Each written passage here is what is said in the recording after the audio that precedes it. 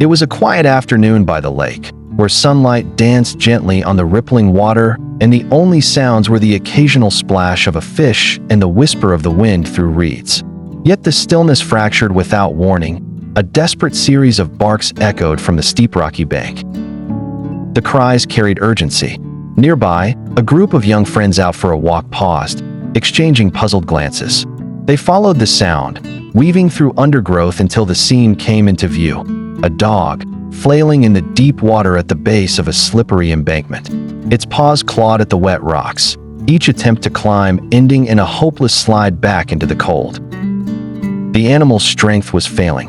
The barks grew weaker, replaced by labored breathing. The friends realized that without intervention, the dog might not survive. One of them, a young man later identified only as Minh, scanned the surroundings with urgency. He spotted an old rope tangled in the roots of a nearby tree. Without hesitation, he freed it, tied one end securely around his waist, and handed the other to his companions above. Taking a steadying breath, Minh began to descend the bank. Every step was calculated, each foothold tested before he shifted his weight. The rocks were treacherous. A single slip could have sent him tumbling into the water. But Minh's focus never wavered. The dog, sensing the presence of help, froze for a moment, its eyes locked on the approaching figure. When Minh reached the shivering animal, the moment was quietly moving. Though clearly frightened, the dog leaned against him, as if surrendering its weight to safety. Minh murmured words of reassurance, looped the rope gently around its body, and signaled to his friends. Together, they began the careful pull back up the bank, the rope creaking under the combined weight. After several tense moments, both Minh and the dog reached level ground.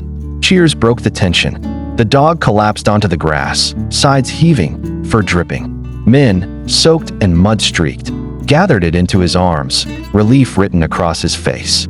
The two, strangers only minutes before, now seemed bound by a shared ordeal. As they walked back to the town, Minh's decision formed quietly but firmly. He could not leave the animal to face uncertainty again. Back at his home, he bathed the dog, fed it, and gave it a name, Lucky.